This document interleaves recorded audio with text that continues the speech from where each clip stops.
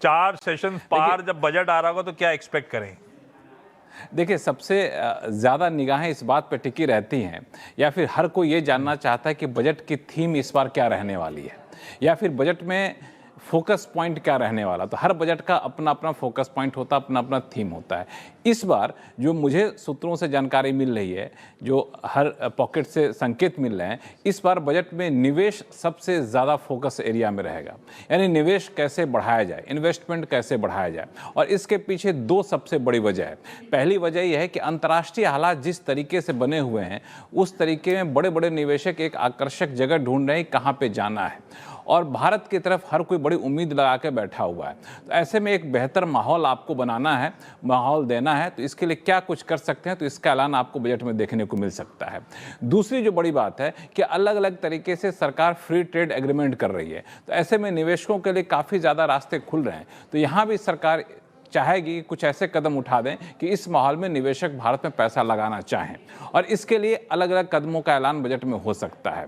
तो पहली बात, निवेश पर सबसे ज़्यादा जोर रहने वाला है इस बजट में, और निवेश बढ़ाने के लिए सरकार का फोकस होगा कि कैसे यहाँ पे इंसेंटिव दिया जाए अलग अलग सेक्टर के लिए, जहाँ पे प्राइवेट इन्वेस्टमेंट बढ़े। ध्यान दीजिएगा, प्राइवेट इन्वेस्टमेंट की बात कर रहा हूँ। कैपेक्स सरकार हमेशा बढ़ाती रही है, सरकारी निवेश बढ़ता रहता है, लेकिन प्राइवेट इन्वेस्टमेंट अभी तक उस तेजी से नहीं आ रहा है। तो प्राइवेट इन्वेस्टमेंट कैसे बढ़ाया जाए, इस पर फोकस रहेगा।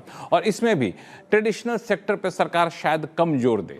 सरकार का फोकस उन सेक्टर पर होगा जो अपकमिंग सेक्टर हैं, जहां पर नई नई टेक्नोलॉजी आ रही है, नए नए निवेश के ऐलान किए जा रहे हैं। मिसाल के तौर पर artificial intelligence, AI data centre, जिस पर बहुत सारे निवेश का ऐलान कंपनियों ने कर दिया है, और भी वहां पे निवेश लाने की जरूरत है। तो कैसे उसको बढ़ावा दिया जाए, तो इसके लिए कुछ कदमों का ऐलान आप बजट में देख सकते हैं। और इसके पीछे दलील दी जा रही है कि सबसे पहले जब बजट पेश किया गया तो सोशल सेक्टर फोकस किया गया, उसके बाद इनकम टैक्स पेयर्स को किया गया, बीच में जीएसटी करके ट्रेडर्स को किया गया। तो अब बारी है निवेशकों को खुश करने की। तो यहां पर आपको 1 फरवरी को इंतजार करिएगा कि निवेशकों के लिए क्या कुछ निकल कर सामने आता है। इन्वेस्टमेंट को थ्रस्ट, इन्वेस्टमेंट पे फोकस, निवेश बढ़ाने पर मुख्य फोकस हो सकता है इस बार के यूनियन बजट में। ये की थीम हो सकती है, इन्वेस्टर्स को खुश करेंगे। टैक्स पेयर्स में एक प्रपोजल ICAI ने बड़ा अच्छा दिया है। क्या था वो? Joint taxation for married couples. Lakshman ji, मान लेंगी क्या मैडम? मुझे बहुत संभावना दिख नहीं रही है। हो जाए तो अच्छी बात है, लेकिन उम्मीद लगाए बैठा हूं मैं।